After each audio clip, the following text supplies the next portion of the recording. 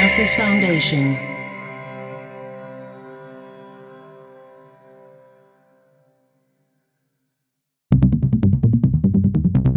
Dublab.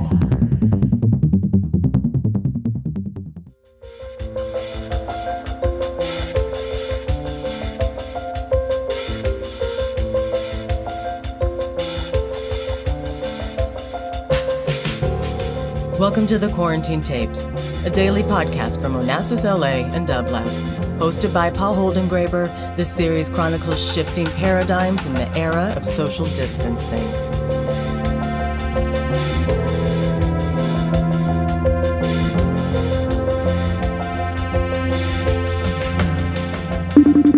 Hello, my dear friend. Hello, is this Admiral James Stavridis?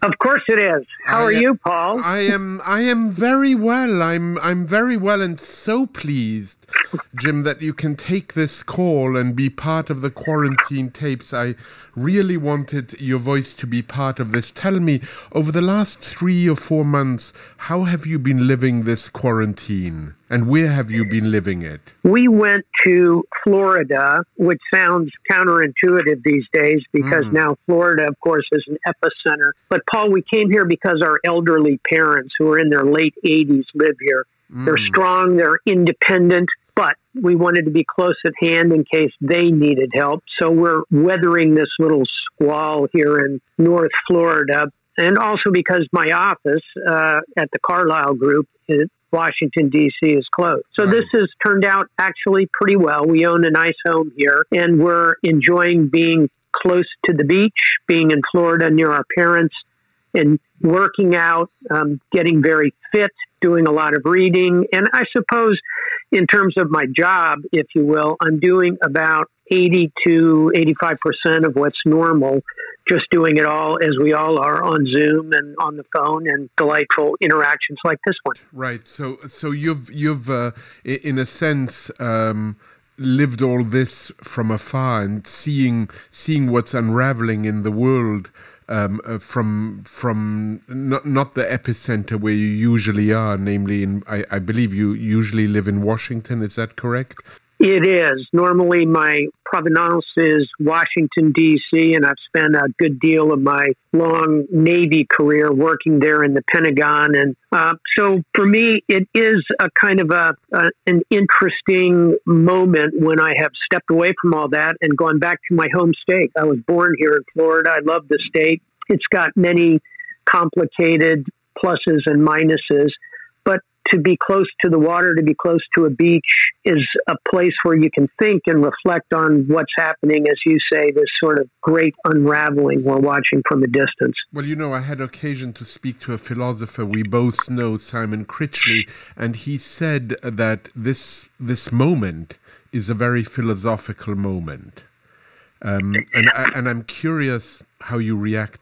I think it is at once philosophical, but also a moment that demands practical action. Right. And such moments are rare. Generally, you see a problem and you charge at it to fix it, or you are faced with some kind of an existential, emotional kind of crisis. I think this is a moment where it's both. The Venn diagram rarely encompasses the level of emotional distress that many are feeling, appropriately so, along with the need for a real call to action. It is an utterly unique moment that is both philosophical and demands, as Winston Churchill would say, action this day. Well, you know, we'll come back to how important it is to translate abstract ideas into concrete realities, and we'll be speaking about character very soon. But before we do, you have spent some time both with Hillary Clinton and with Donald Trump. With that in mind, how do you imagine a Hillary Clinton administration might have reacted to this crisis? What, in your view, might have been different? In a word, everything. And so okay. I will expand on that slightly, but simply for context, I was vetted for vice president by Hillary Clinton. Indeed. And was prepared to go into government with her And then counterintuitively, I was invited to Trump Tower immediately after the election and offered a cabinet post by Donald Trump, which I declined for a variety of reasons. So I know both of them well, and they both, like everyone else, have strengths and weaknesses. I think that President Trump's weaknesses are on full display here. This is not the kind of situation that he is good at handling, because to go to Hillary, he's not careful, he's not cautious, he's not thoughtful, he doesn't think coherently about creating a plan and finding resources and executing it. I think a Clinton administration at this moment would be handling this vastly better because of those qualities. And I'll also point around the world, Paul, it's an interesting fact to observe that many of the countries that have handled this extremely well have been led by women. I know. And I think it's a tremendous point, and I'm glad you're making it. Yeah, look at Angela Merkel in Germany. Look at the leader of tiny little Iceland. Look at New Zealand. I could go on and on. Singapore. So many of the countries that have turned the corner quickly and well have been led by women. And I think that's because women, back to where we were a moment ago, have both a philosophical and a practical dimension to their leadership. Philosophically, they're compassionate, but they're also, in times of challenge, often very brisk in execution. So I think we would be better off with a Clinton campaign now. But you know, it's interesting to me that you mentioned Iceland. I spoke recently with an Icelandic writer, and one of the things he said, which I found fascinating, he said, we, in this moment of crisis, were not led by politicians, but by science, by medical doctors. We followed what the doctors told us. And I think one of the shortcomings now, which may in fact be the shortcoming of who's leading this country, is not to rely on facts, not to rely on science. Yes. Now, how dangerous do you think, I mean, it's a follow-up question in a way, Jim, how dangerous do you feel this moment to be?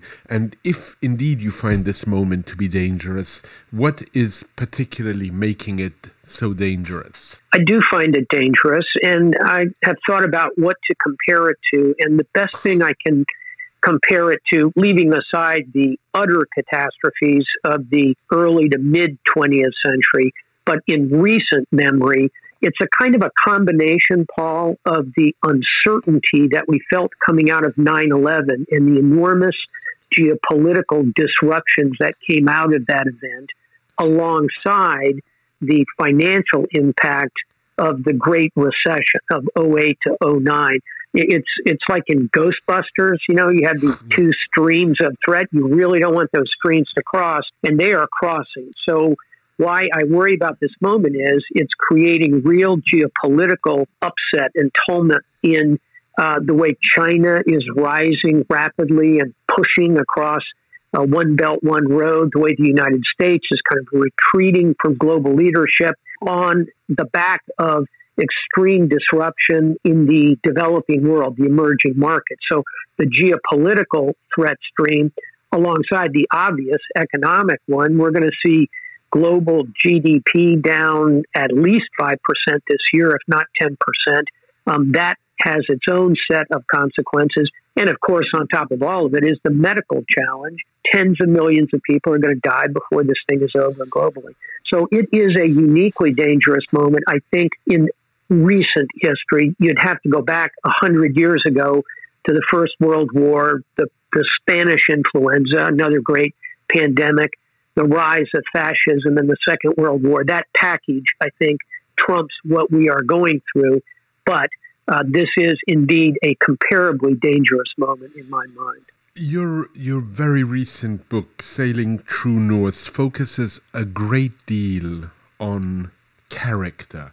And I was reminded when reading it of a wonderful quotation. As you know, I'm a quotomaniac by profession. You've probably noticed. Thomas More in, I believe, 1516 in Utopia said, "You wouldn't abandon ship in a storm just because you couldn't control the winds. Now, when you use the word character, what are you in fact talking about? Here's a way to think about it, and I'll begin with the difference between leadership and character, which are often confused. Leadership is external. It is convincing people to do what you want them to do. But leadership, in and of itself, has no moral compass. Franklin Delano Roosevelt was a great leader. He led the country through the Great Depression and the Second World War. But Pol Pot, the dictator of Cambodia, was a great leader. He led his country into a horrific genocide. The moral compass is character. And a way to think of this is leadership, Paul, is a big door. It swings through the world for good or for ill. But that big door of leadership swings on very small hinges. And those small hinges are what's in your heart. What is your character? And so I think there's a distinction to be made there. We are awash in books about leaders and leadership. It's an important topic. We are underweight in thinking about character, how to shape it, what examples we can find in history, and improving ourselves on that part of our voyage. If I can go back to Thomas More, character is what allows you to find a path through the storm. And to stay on board. Exactly. And it's so easy to think that we should just abandon everything. To bring this to modern geopolitical context and think of the United States as that ship at sea, what we would do by abandoning the world and stepping away from all of our engagement globally would be, in effect, jumping overboard. And, we tried that. We did that in the 1920s and 1930s. We rejected the League of Nations. We walked away from the world. We erected enormous trade barriers, the Hawley Smoot Terrace, and decided in our arrogance that we would just come back to the continental United States. How did that work out? Yeah. Well, we cracked the global economy, and you can drop a plumb line to the Second World War. We have to avoid that. We have to stay in the boat. We have to steer through the storm. In your book, which I mentioned, that has just recently come out at Sailing True North, you have wonderful examples of both leadership, but also mainly character. And there's one that speaks really deeply to my heart, possibly because it's also connected to your own relationship with your father, is the example of Themistocles, and who said, we must all row for freedom. Can you tell a little bit of that story? I know people will be able to read it in the book, but it's so beautiful. I think it's actually moving. I learned this story from my father. Obviously, by my name, you know that I'm Greek American. And when I was a small boy, we actually lived in Greece, and we lived near Athens in Piraeus, which is the port city for Athens. And my father would take me down to the Bay of Salamis, and he would tell me the story of this period of time, 2,500 years ago, when ancient Greece was being invaded by the Persians. And the Persians and their fleet outnumbered the Greeks 5, 6, 7 to 1. And so the admiral, the Greek admiral, Themistocles, knew that he had to convince and inspire the rowers in these triremes who would go into battle the next day. And he knew he had one advantage. All of his rowers were free men, whereas all of the Persians rowing were conscripts, were slaves who had been conquered and were in chains in their galleys. And Themistocles gathered his men the night before the battle, and he said, tomorrow you must row for your wives and your children. Tomorrow you must row for your parents. Tomorrow you must row for your city. And tomorrow you must row for freedom. And on the morrow, the Greeks went to sea and they destroyed a Persian fleet, preserved democracy in its most nascent form, and thus, in that sense, preserved the ideals that we continue to follow today. It's a very important moment in history, and it's a moment of character. This moment, I mean, I can tell, I knew by asking you to tell that story based on what I read in the book, that this moment still speaks to you. This moment is still moving to you. It is. And it is not only the connection to my father, but it is because at that moment, when you are almost certain you're going to be defeated, is the moment of resilience and character and inspiration. And to tie it back to where we were a moment ago in this conversation, we are in a moment where we all have to row together. Right. And if we do, we can surmount the challenges that are ahead of us. Let's hope that that we somehow manage to do so. What is it like to spend so much time at sea?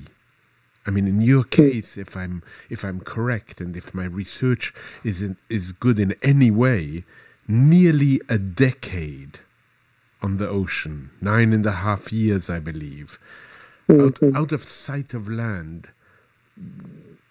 I think this is an experience, of course, people in the Navy have often, but I think for most of us mortal, we don't. Give us a sense of that. I will. I'll tell you 3 things that always strike me when I go to sea, and your research is impeccable. I spent about 9.5 years on the deep ocean, outside of sight of land in the course of my career. Amazing. 3 things. One is when you walk up on the bridge of the ship and you look at that horizon, at that distant point where the sea and the sky come together, what are you looking at? You're looking at eternity. And that gives you perspective. So time spent at sea is time of perspective, and knowing that your brief voyage is only a tiny, tiny fraction of everything that happens in this world. Secondly, it's an opportunity to read and reflect and to think and to take a box of books with you back in the day and today to download onto your Kindle and read when you're not engaged in the duties of the ship. And there is time, even on a Navy warship, to find time to read and reflect on those who have gone before you in this voyage. And that's the third and final thing, I think. When you are a mariner, you know that you're part of this long, unbroken chain that goes back to the beginnings of humanity, when men and women first went down to the sea in ship. And you are part of a profession. You are part of a group of mariners who, in many cases, have ventured into the unknown. There cannot be a more character-building experience than to embark on a voyage where you don't know what the destination is. And so many mariners have done that in the course of the history of the oceans. So there's 3 philosophical points to be made about the power of going to sea. Let me take one of them, which I think you probably know which one I will choose, which is the second one, the books read. What if you had to quickly summarize, or give an example rather than summarize, a couple of those books that mattered to you, maybe that you read and perhaps even that you reread when at sea, that gave you maybe Jim, they gave you solace, or maybe they just made you feel even more perplexed? One that gave me enormous solace is by Ernest Hemingway, and you know what I'm going to say. It's The Old Man in the Sea, which is a novella, the last significant work Hemingway wrote before he killed himself. It was a book that essentially garnered him the Nobel Prize for Literature, and it's a book about a simple fisherman, Santiago, which by the way is James, my name in Spanish, who is a fisherman and lives on the edge of a beach and goes to sea and catches a great fish, and then it's attacked by sharks and destroyed. He somehow makes it back. It's a book about resilience, about being a sailor, about how things are going to turn out, but knowing that you have to fight the good fight when you're out there. So that would certainly be one. And, you know, another book I've gone back to again and again over the years that I find very powerful is by a woman, a historian, Barbara Tuchman. And the book, Paul, knowing your European background, you will resonate to it. It is The Guns of August, about how the world managed to sleepwalk into the First World War, an entirely unnecessary war. There are so many powerful lessons to be drawn from her book. And then just lastly, a more recent book that I found very beautiful, and he's a highly acclaimed African-American writer, Colson Whitehead's Underground Railroad, which is kind of magical realism, a bit of Gabriel Garcia Marquez type writing about an underground railroad that is an actual underground railroad. And it's just beautifully realized, and a book about the struggle that the nation faces in that regard, in addition to the pandemic we are facing, and in addition to the geopolitical challenges. And back where we were a moment ago, why is this a moment of real danger? Well, it's also a moment of real opportunity in that regard, and a book that I have found very powerful in understanding that point of view is Underground Railroad by Colson Whitehead. So there's three. Let's go to the danger before we go to the opportunity.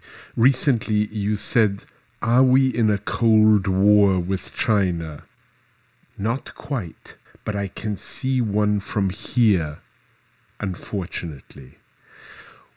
What do you mean by that? And what is that Cold War going to look like if indeed, most unfortunately, it occurs? Yeah, here I'll give you a more evocative image than the one I threw out, which is Henry Kissinger, who is arguably the most experienced China watcher in the United States. And that Dr. Kissinger said late last fall that we are in the foothills of a Cold War with China. And I think that's a good way to describe it. And the choice is ours, whether we continue up the slope and find ourselves in a full-blown Cold War, or if we manage to use a variety of diplomatic, economic, political tools to walk down the mountain and come out into the sunny valley below and hopefully find our way back to a competitive but a non-confrontational relationship with China. I think we can still do that. If we do choose, I think, mistakenly to march up the mountain, what we're headed for is economic disengagement, which will disadvantage both of our economies, a period of real competition where the U.S. and China will attempt to garner influence in many smaller countries around the world, leading to regional types of conflict. We're headed toward a very serious U.S.-China confrontation on the high sea, in the South China Sea, which China claims in its entirety as territorial waters of China. And lastly, we're looking at hyper competition in cyber. And China is very adept in that zone. We are quite capable as well. The tools both sides have in that regard approach the level of destructiveness that a nuclear weapon could inflict. So we have an awful lot to worry about if we continue up that slope. We need a strategy for China that brings tools to bear so that we can avoid stumbling into a new Cold War. If you had accepted that position that Hillary Clinton suggested for you, and if Hillary Clinton were indeed in charge of this country now, what would you do with China at this moment? What kind of strategy do you feel you would think would work best? And let's say for a moment that the situation would be where we find ourselves now, but here comes the Admiral to help. Yes, as we always say, I'm from Washington and I'm here to help. Right, here comes the judge. Exactly. Well, first of all, you said the key word, which we need a strategy. What we have in the Trump administration is an extremely episodic, bizarrely disconnected approach that moves at one speed on economics and trade and tariffs and a completely different speed on military confrontation and a third speed in cyber. We need an integrated strategy. To create that, I would put together a team led by Dr. Kissinger of real experts. I'd include representatives from the military, from business, from tech, from medicine, from politics, a commission of sorts to create a strategy for U.S.-China relations going forward. And I wouldn't want to presuppose what that would be, but I'll give you a preview of if I were on that commission. I would say what we need, in summary, is an approach that says, look, the relationship with China is highly imperfect. Change. How can we effectively change it? In a sense, Paul, we need to bend the relationship, but we can't afford to break it and to get into a Cold War or into a even worse, a shooting war with China. So the way to do that, I think, is to say we will confront China where we must, where their behavior violates the fundamental norms of international law. Confront where we must, but cooperate wherever we can to find the zones of potential cooperation with China. And there are many, including humanitarian work together against COVID, for example. A climate accord is something we both, I think, agree on. We could work on the Arctic together, where China has significant interest in opening shipping routes in the high north, but we all want to do it in a sensible way. We could work together on the shared problem of North Korea, where we see a tin pot dictator sitting on 50 nuclear weapons. We need to work together to solve that problem. All roads to Pyongyang lead through Beijing. So I could go on. There are many zones of cooperation. Where do we confront? I think we have to confront on fundamental violations of human rights, the creation of concentration camps for Uyghurs. I think we have to confront on China's behavior in the South China Sea, claiming that as territorial seas. It's a preposterous claim. So, in summary, confront where we must, but cooperate wherever we can, and over time try and bend the relationship in a way that helps us avoid conflict. It's interesting for me to hear the way you pass reality between confront and cooperate, literally between being hard and soft and hard power, which is something I know you're very interested in. In closing, very unfortunately, we are running out of time. I want you to react to this comment from Eisenhower in 1953. Where he said, every gun that is made, every warship launched, every rocket fired signifies in the final sense a theft from those who hunger and are not fed, those who are cold and are not clothed. This world in arms is not spending money alone. It is spending the sweat of its labors, the genius of its scientists, the hopes of its children.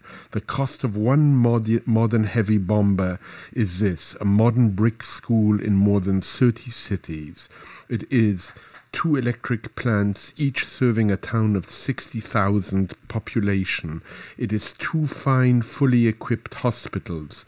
It is some 50 miles of concrete pavement. How do these words strike you in 2020? And to what extent would you be in favor of reducing the military budget? Powerful words, particularly when you consider that they were being said during a Cold War with immense pressures on Eisenhower, somebody who understood war perhaps better, modern war certainly, than any president in our history. I agree with his words, and here's how I like to think of it, Paul. And this really applies to life in general. Life is not an on and off switch. We are not presented with simple binary choices.